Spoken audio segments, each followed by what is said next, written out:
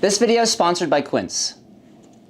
Hey guys, I'm Handyman Graham, and today we're making a headboard out of pool noodles.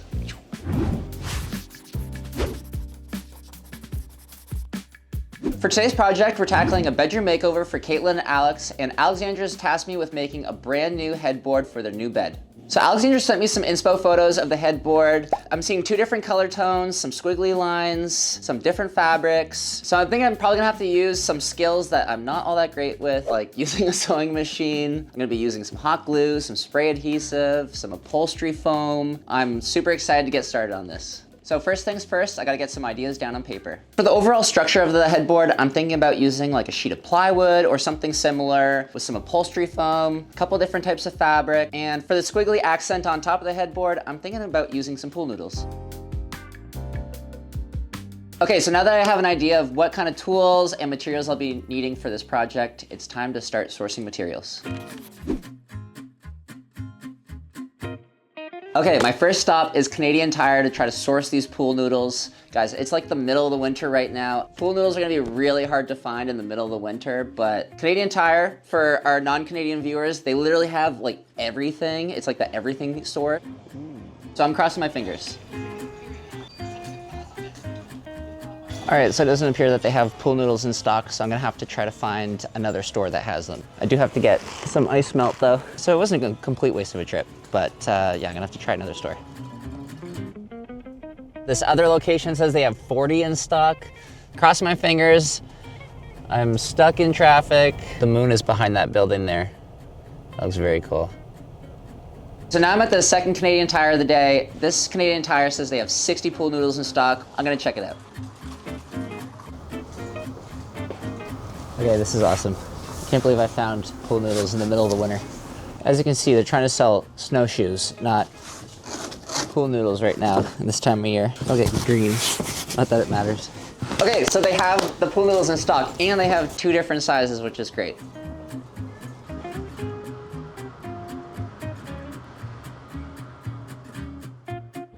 So now I'm at the hardware store. I'm picking up a 4x8 sheet of OSB, which stands for Oriented Strand Board. This stuff's super cheap. I think like a sheet is like $27 compared to like 80 bucks or however much a sheet of plywood is. While it's like not as strong as plywood, it's gonna be absolutely perfect for this project.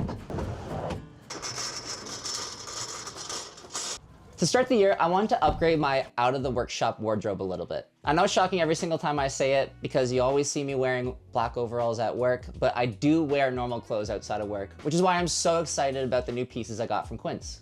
Thank you to Quince for sponsoring this video.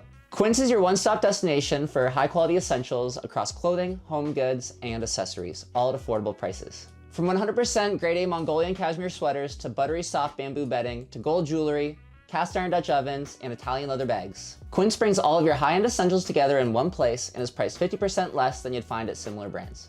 This is because Quince works directly with top-tier manufacturers and cuts out the middleman, so they give you exceptional quality without the markup. As you know, a white t-shirt is such a staple for my wardrobe, so I got the 100% Pima Cotton Luxe Touch tee, which is so soft. I love to layer a white t-shirt with a sweater or a simple jacket and some jeans. This particular tee is $3 from Quince, which is about 57% less than traditional retail. Okay, I'm really into these 2 sweaters. This one is the Mongolian Cashmere Fisherman Crewneck Sweater in the color Heather Charcoal. And this one is the Mongolian Cashmere Crewneck Sweater in True Navy. This cashmere is so soft and cozy that I can just throw on this sweater on the weekend or when I want to feel dressed up but still comfortable. Everything from Quince feels so premium and at a much better price than other retailers. If you see me around Toronto this weekend, I will definitely be wearing my Fisherman Crewneck sweater. If you want to elevate your essentials and do shopping on Quince, follow the link in the description or click the QR code. You'll also get free shipping on your order and 365-day returns. Okay, back to the DIY. So now that I have all the materials, it's time to start building the headboard. Okay, we're back at the workshop and I think I have everything I need to start this project. We've got the OSB board there that costs $27. This stuff is more than strong enough for the purpose that we need. We've got the pool noodles. We picked up this upholstery foam from Foamite here in Toronto. They were very generous and they gave us all of the upholstery foam that we need for this project, so thank you very much. I've picked up this foam bonding non-flammable spray grade adhesive. I picked this up from an upholstery store here in Toronto. This was $20 on the dot. Got the hot glue gun. Got the sewing machine, which is exciting. I'm looking forward to using the sewing machine. Got the fabric. This fabric comes from Blackbird Fabrics. This is a teak, lightweight, water-resistant nylon. And the other fabric is like a duck cotton. This is a 9.5 ounce brushed cotton canvas in its cork color. So this is gonna be the main body of the headboard, and the nylon is gonna be for the pool noodle. That's all we need for this project. Oh, we got the staple gun. I'm gonna make a French cleat for the backside, all this sort of stuff. But the first thing we gotta do is cut out the shape from the OSB board, and then we can go from there. So I'm leaving it a little bit larger than I need so that if I make a mistake by cutting the waves, I'll have a little bit extra material to work with. Okay, the next step is to trace that curvy shape on the headboard. So I'm just doing some math, drawing some lines on the OSB, and just kind of freehanding the wavy shapes until I find something that I like. One issue I'm having is that the pool noodle just does not want to bend. It just wants to kink. And I looked online and it was like, you can apply heat to it to try to bend it. But I'm worried like when you apply heat, it's gonna wanna melt the pool noodle and it's gonna lose the round shape. So I actually found a solution.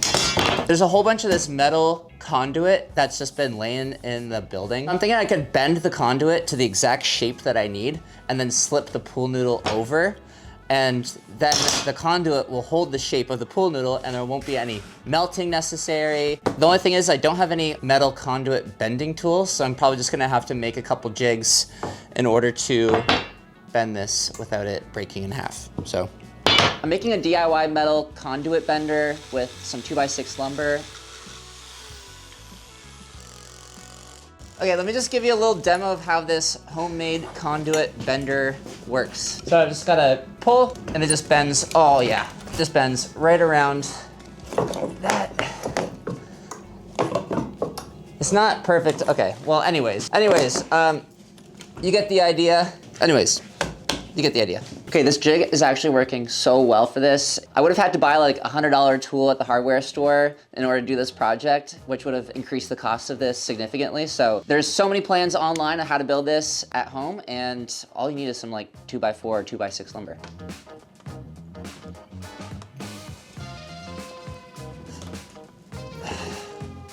I think I got it. I did have to dent these arches, and I was like kind of hyper fixating on having these curves being perfect, but no one's gonna see them because they're gonna be underneath foam. So to attach the pool noodles together to make one big long pool noodle, I'm using the sheathing tape I picked up at the hardware store.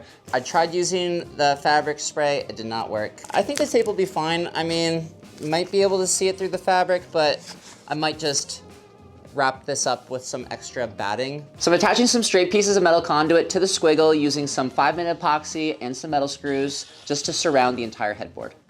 So I'm cutting the metal pipe down with a metal cutoff saw and cutting the pool noodles to size so that there's no extra material hanging below the headboard. It's crazy that this is actually working out. When I first thought about using pool noodles for the headboard, I was like, okay, this is gonna be a great idea. It's the only round piece of foam that's cheap, but I had no idea how I was actually gonna maintain that shape. So I'm just so happy that this is actually working out, and I hope the upholstery goes as smoothly as the pool noodles. And speaking of which, it's time to start upholstering the headboard. The upholstery foam I'm using today is from Foamite, which is a local Canadian-owned company just located north of the city here. They specialize in premium foam products cut to your exact specs, whatever your project needs are. So first, I'm placing the foam on the work table and applying a liberal amount of Super 77 adhesive spray to the foam, and then laying the headboard down on top of that. So the weight of the headboard kind of allows the glue to stick. I'm using the headboard as a stencil and cutting the foam to the exact same size using a bread knife.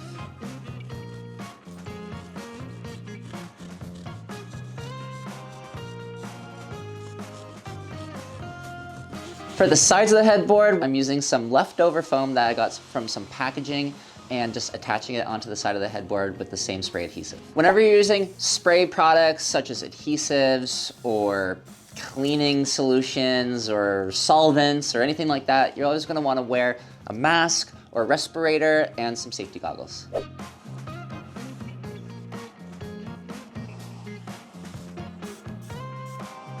Now that the foam is on the OSB board, I have to figure out the fabric situation.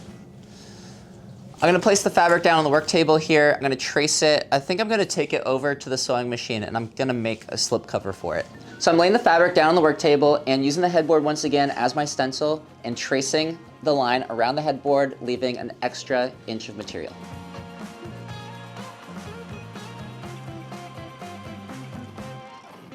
I'm also cutting out 2 long strips of fabric that are about 6 inches wide, which are gonna be going around the entire perimeter of the headboard.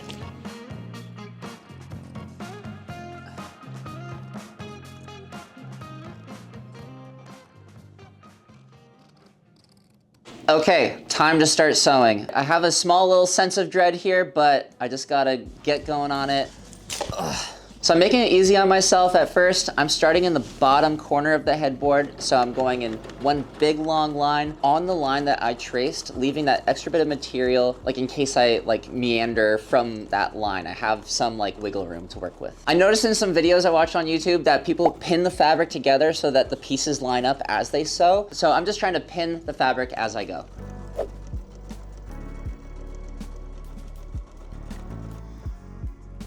All right, here goes the first test fit. I am very nervous right now.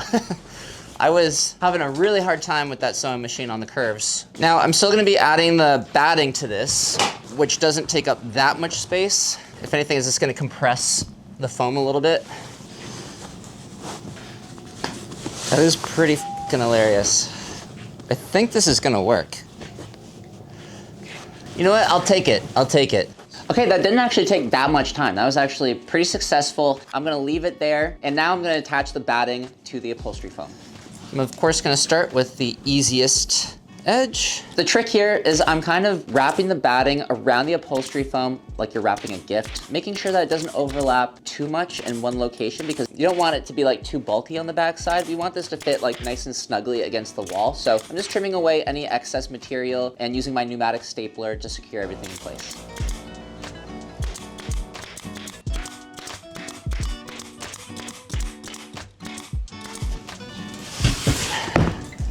Nice. I'm loving how this headboard is turning out so far. So now it's time to secure the fabric onto the headboard. And I'm using my left hand to gently stretch the material and using the stapler in my right hand to secure it onto the back of the headboard. And I'm putting a staple about every inch or so. My tip for you guys here is just be consistent with how much you are tugging the fabric. You don't want it to be tugged too much in one place and not enough in the other. And then, we worked so hard to sew those curves and you don't want to have one curve look differently than the other squiggle curve thingy. So just be consistent. And if you have to, just flip over the headboard every once in a while and make sure that you're on the right track.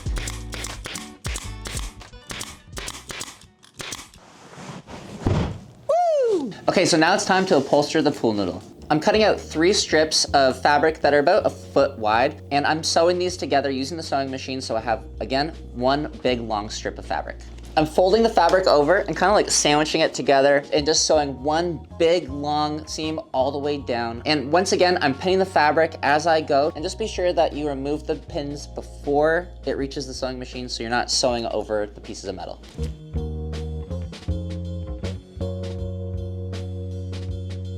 So as I'm putting the fabric on the pool noodle, I'm kind of really enjoying how scrunched up the fabric kind of looks, and it's kind of giving it a different texture from the fabric that's already on the headboard. So I reached out to the design team to see if this is something that they liked as well, and they gave me the green light, so I'm gonna keep the fabric just like this.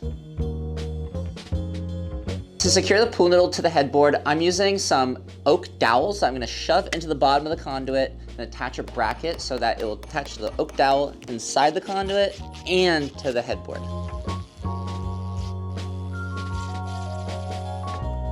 All right, so the headboard's pretty much done. I'm just gonna make a quick French cleat with my table saw and attach it to the back, add a little bit of hot glue, and then we are finished. So enjoy the French cleat footage. For the French cleat, I'm using some scrap pieces of 3/4 inch plywood and using my table saw to cut it at a 45-degree angle, and those 2 pieces will act as my French cleat system. So I'm securing one half of the French cleat to the back of the headboard using some wood glue and some wood screws, and the other half is gonna go on the wall. But just so I don't forget this piece on installation day, I'm just temporarily securing the other piece to the back of the headboard too. Boom. And there you have it. The headboard is complete. So I'll see you guys on install day.